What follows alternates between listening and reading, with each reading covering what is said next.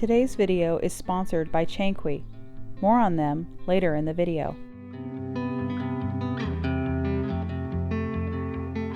Hello and welcome back. Today I'm just taking you along for a very calm spring day here at home. I have some chores to get done, some things to do outside. I'm going to be making a really beautiful dinner later and just bringing you along. I don't know if you could hear or not the little chirps in the background. I could hear them very clearly on my end, but I don't know if the video is picking it up.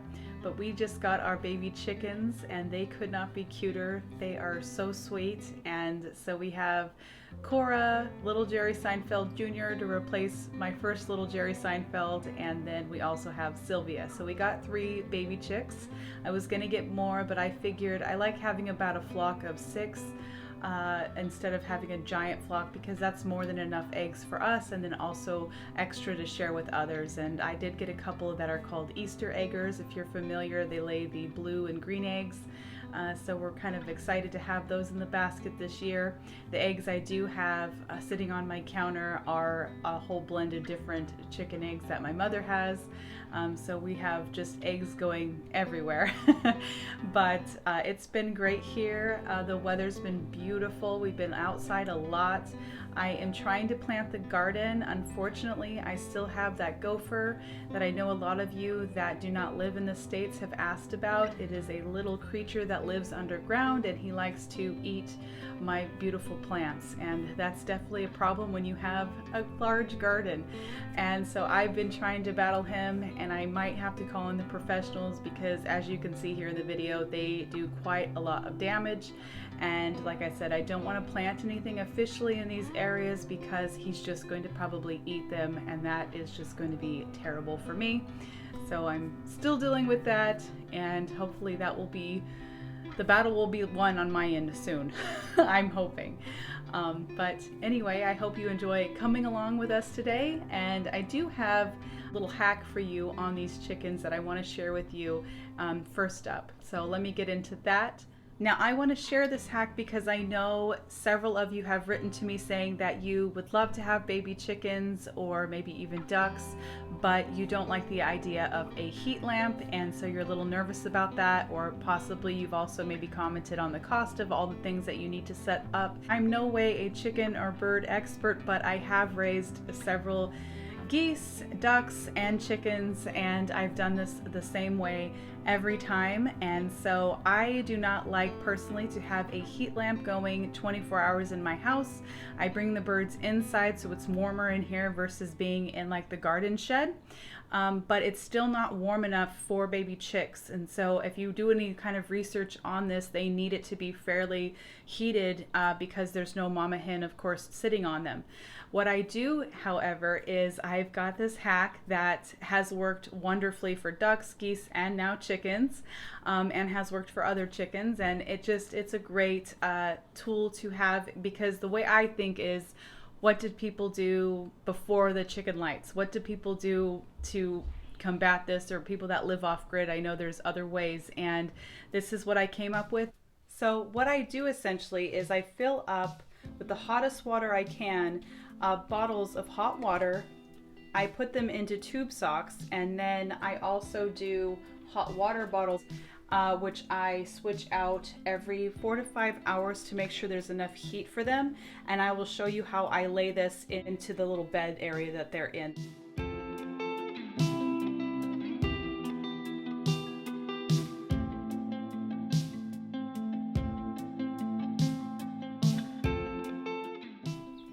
Now, I realize this probably looks hilarious to those of you that have never done this before or considered doing this before, but it definitely works, because I think what is happening here, or the idea that I had, was to make it as if there's a mama bird in here by keeping it warm where they could go underneath and sort of lay under there and still have that warmth that they're needing.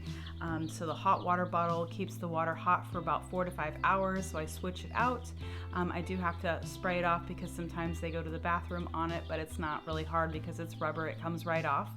and I switch out the water bottles at the same time, so they always have a place to tuck away and be warm in. And this was just a great way for me to bring the chickens home and not have to have that heat lamp that does make me worry about fires and whatnot. And plus, I don't really like to store a lamp that I'm only going to use once in a while. So I hope this hack works for those of you that have that same concern.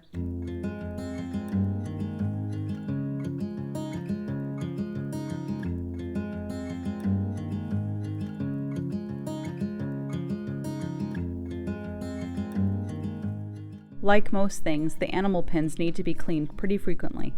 I am so glad for the good weather, as it makes cleaning them much simpler. Living here, there is never a shortage of things to do, and each day I find myself with a wide array of things to tackle. I think what I love most about this homestead lifestyle is there is certainly never a dull moment, but there is such a beautiful balance and purpose to everything that you do around a homestead. We take care of the animals and they take care of us in return through eggs and fertilizer for the garden that not only feeds us, but they benefit from it just the same.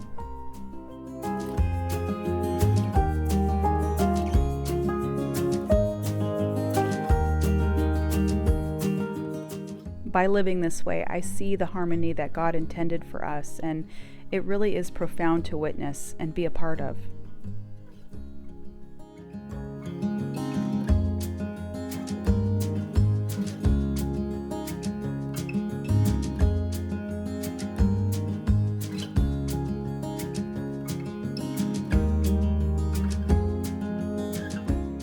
Speaking of eggs, we had a special delivery of eggs given by my mother's hens. I love to display them around the kitchen in pretty bowls, so that's what I'm doing, is putting them away and setting them about the kitchen to use and to just be lovely displays around.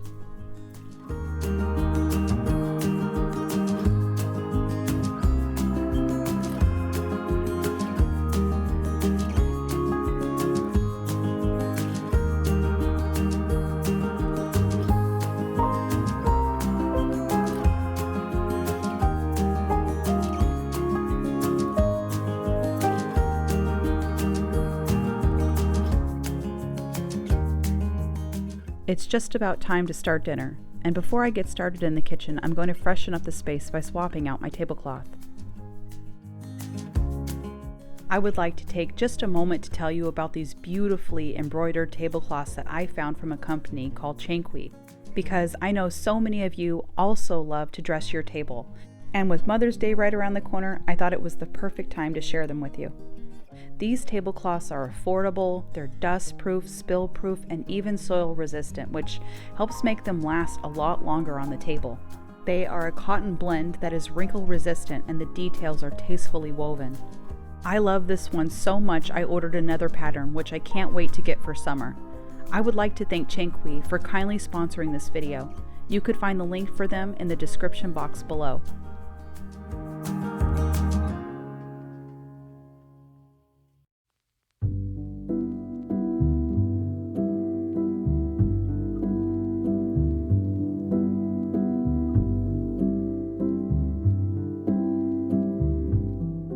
Now that the table is set and outdoor chores are done, it's time to cook. I got these fresh artichokes from my mother's garden, and tonight I thought I would make something special for dinner.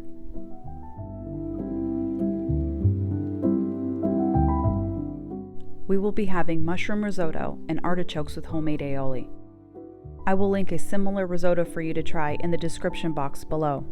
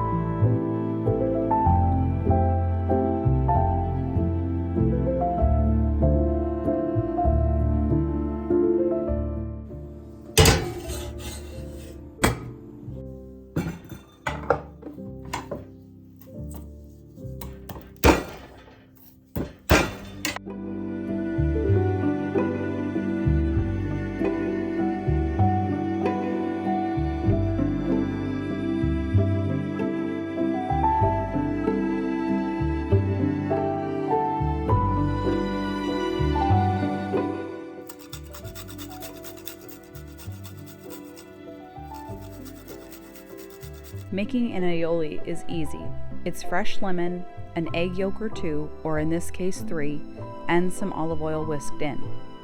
A few dashes of salt, and in my case some crushed garlic to add flavor.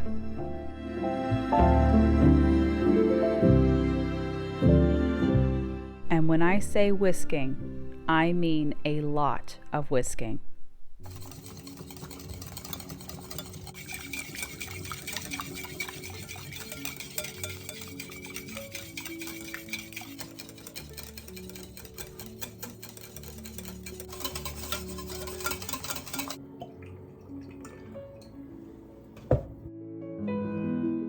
For the risotto, I'm using regular button mushrooms, some thyme, salt, and pepper. I have some turkey stock going and will be using the broth from it slowly to add to the rice to be absorbed little by little.